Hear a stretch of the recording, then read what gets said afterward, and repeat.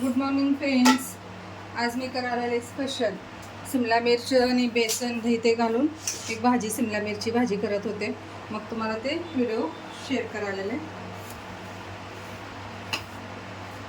शिमला मिर्चमध्ये खूप व्हेरायटी करते. थोडंसं असं करून बघा, मस्त लागतं टेस्ट. मी आज भाजीसाठी तेच करत होते म्हणून तुम्हाला दाखवलेलं. आता ह्याला बघा कढाई ठेवले मी, ह्याच्यात थोडंसं तेल आणि एका साईडला गरम पाणी ठेवा, ग्रेव्हीसाठी लागते.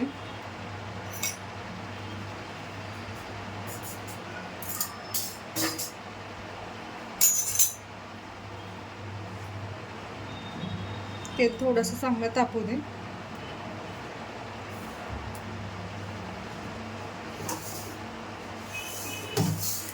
माझ्या लेकराला खूप आवडते. माझी मुलगा अजिबात शिमला मिर्च खात नव्हता. एकदाच ते तसं भाजी केलं, इतकं आवडीने खाल्लं. म्हणजे शेअर करावं रेसिपी म्हणून परत आज करत होते रेसिपी शेअर करावं. हे बघा जिरा, मी तुम्हाला पहिला पण सांगितलं तर काहीतरी वेगळं भाजी करत असलं तर मोहरी अवॉइड करा. थोडंसं बडीशेप,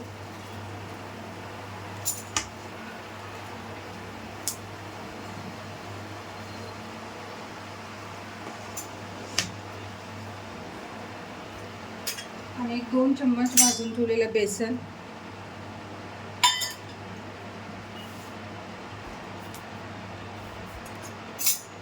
बेसन जरा अजून थोडं तेलात भाजू, छान लागते टेस्ट. आता हे सगळं मसाला घालायचे. धनियाचं कूट, बेडगी मिरचीचं लाल तिखट कलर येण्यासाठी, हळद, थोडंसं काळा तिखट,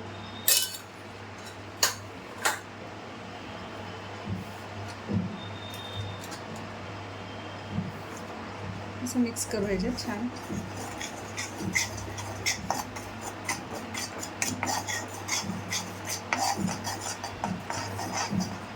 आणि ह्याच्यात स्पेशल म्हणजे तर थोडंसं दही टाका, 1 चम्मच, खूप छान लागते टेस्ट. खायला दही आणले, खरं पॅक तसंच ठेवलेलं होतं, माझं पण लक्षात नाही. आता करत मी म्हणले तुम्हाला, मी पहिल्यापासून सांगितले की मी असं काहीच प्रिपरेशन करून ठेवत नाही. मी असं स्वयंपाक करत करतच दाखवत असते. हे बघा,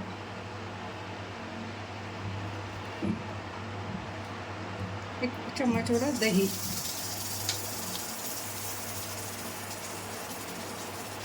फुल चेंज होते भाजीचे फ्लेवर. मलाई दही आहे आपलं. आणि ह्याच्यात आता मी घालणार आहे कांदा. असं लंबे लंबे शिमला मिरची आणि कांदा कट करून घेतलेले, तर कांदा घालते ह्याच्यात मी. पण पहिला भाजून घेते शिमला मिरची आणि कांदा. ह्याच्यातच घातलं तर काय हरकत नाही. असं थोडंसं गरम करून घेतले, कच्चा स्मेल जाय परत.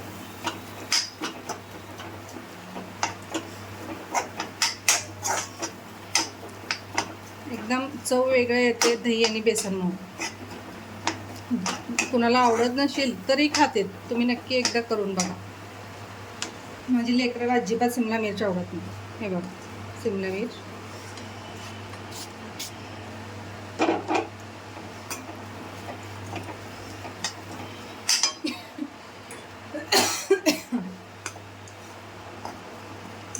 एका साईडला मी गरम पाणी ठेवले होते.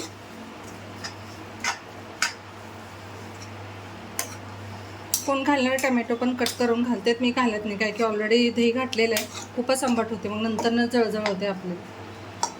एकच घाला, कुठलं तर दही घाला, शक्यता नसेल तर ऑप्शनल म्हणून टमॅटो घाला. आता हे ग्रेव्हीसाठी मी काय करणार आहे, उकळता गरम पाणी टाकणार. म्हणजे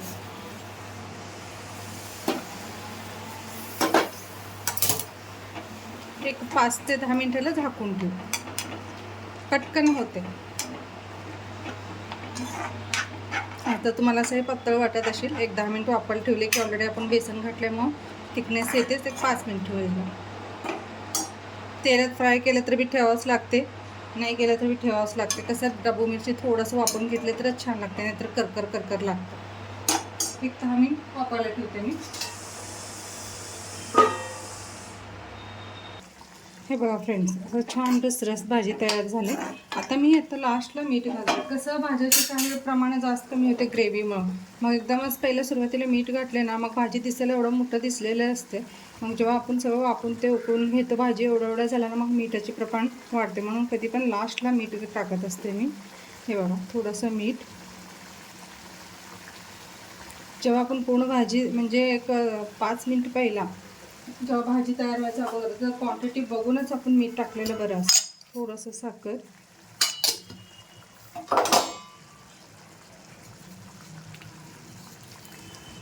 आणि लास्टला सगळं पक्ष म्हणजे टेस्ट येण्यासाठी घालणार आहे मी कसुरी मेथी.